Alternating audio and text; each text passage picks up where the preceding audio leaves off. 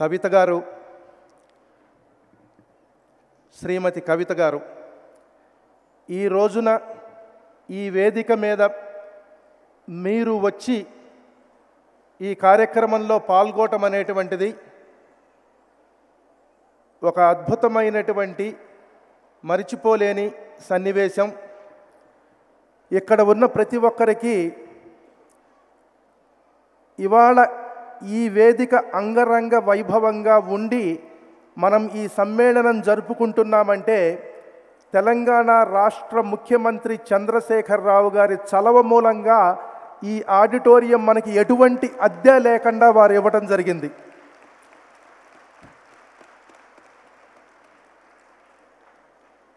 అమ్మా, ఇక్కడ తెలంగాణ 10 జిల్లాల్లో మారుమూల ప్రాంతాల నుంచి వచ్చినటువంటి కళాకారులు ఉన్నారు. మీ అందరికీ సభాముఖంగా నేను మనవి చేసుకునేది ఏంటంటే 2001లో సిలికానాంధ్ర అమెరికాలో ప్రారంభించినటువంటి రోజున జరుపుకున్నటువంటి మొట్టమొదటి పండుగ బతుకమ్మ పండుగ, బోనాల పండుగ. మన తెలంగాణ కళాకారులను తీసుకెళ్తాం. తెలంగాణ సంస్కృతి సిలికానాంధ్ర సాంస్కృతిక సైనికుల గుండెల్లో ఉండి ప్రతి సంవత్సరము దానిని చాలా ఆనందంగా జరుపుకుంటాము. పేరు సంధి కోసం పెట్టుకున్నది. సురవరం ప్రతాపరెడ్డి గారి దగ్గర నుంచి ఇవాళ ఉన్నటువంటి శబ్దం కాదు, 2000 సంవత్సరాల భాషా చరిత్రలకి ఆంధ్ర శబ్దం. ఆధునిక సాంకేతిక చిహ్నంగా సిల్కాన్ తీసుకున్నామన్నమాట. ఈ స్ఫూర్తిని కొనసాగిస్తాము. పల్లెనా ఇవాళ ఇక్కడ ఉన్నటువంటి రాష్ట్రం నుంచి దేశం వచ్చినటువంటి అందరికీ ముఖ్యమంత్రి గారికి మా అందరి తరఫున హృదయపూర్వక ధన్యవాదాలు తెలియజేయండి. ఇదే స్ఫూర్తిని కొనసాగించి కూచిపూడి నాట్యము ప్రపంచ వేదిక మీద పట్టాభిషేకం చేయడానికి వాళ్ళ రష్యా నుంచి, జర్మనీ నుంచి, యుక్రెయిన్ నుంచి, ఇటలీ నుంచి, దుబాయ్ నుంచి ఇలా వచ్చారు. ప్రాంతాలకు అతీతంగానే ఇందాక కవిత గారు చెప్పారు. అదే స్ఫూర్తిని కొనసాగిస్తూ ఇప్పుడు శ్రీ రాళ్లబండి యార్లగడ్డ లక్ష్మీప్రసాద్ గారిని సందేశం ఇవ్వాల్సింది.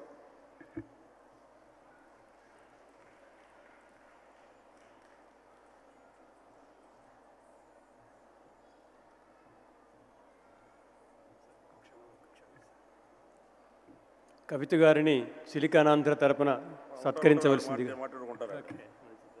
ఆనంద్ గారు, కవిత గారు నేను మాట్లాడే వరకు ఉంటారు.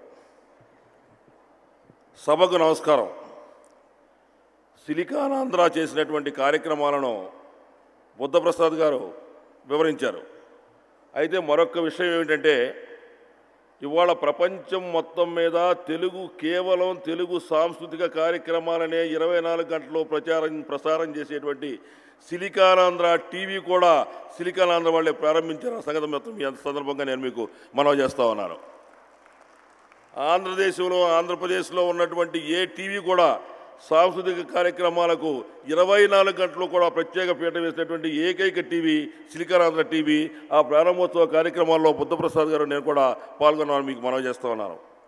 ఆనంద్ గారు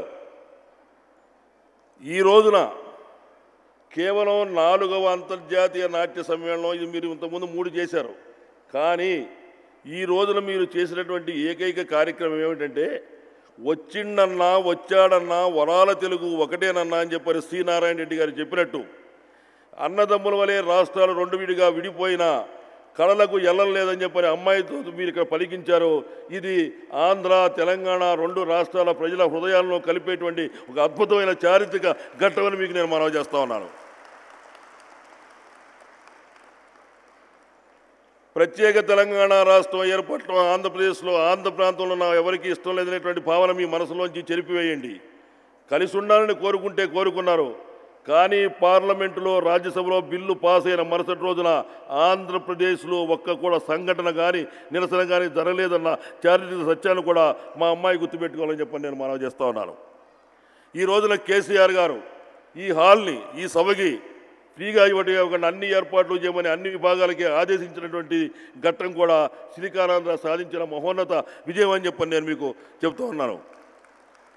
ఓ పక్కన బుద్ధప్రసాద్ గారు, ఓ పక్కన దత్తాత్రేయ గారు, ఇంతమంది ఈరోజు మనం ఇక్కడ కూర్చున్నామంటే హిందీ మాట్లాడే రాష్ట్రాలు 7-8 రాష్ట్రాలు ఉన్నప్పుడు తెలుగు మాట్లాడే రాష్ట్రాలు 2 మాకున్నాయని చెప్పని సగర్వంగా చెప్పుకునేటువంటి ఢిల్లీ వీధుల్లో ఉన్న పరిస్థితి కూడా నేను మీకు మనవి చేస్తూ ఉన్నాను. ఏది ఏమైనప్పటికీ అమ్మాయి ఒక చారిత్రక సత్యాన్ని, కవిత ఒక చారిత్రక సత్యాన్ని తవ్వి తీసింది. కూచిపూడి నాట్యం ప్రపంచానికి చెందింది.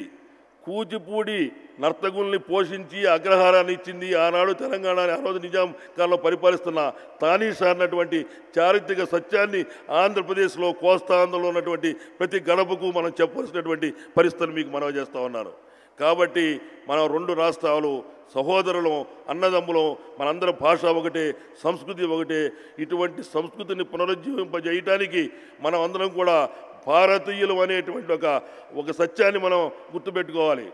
నిన్న మన ప్రధానమంత్రి నరేంద్ర మోడీ గారు ఒక మాట అన్నారు, ప్రపంచానికి గురువుగా మారాలి భారతదేశం అనేటువంటి సత్యాన్ని ఆయన చెప్పారు.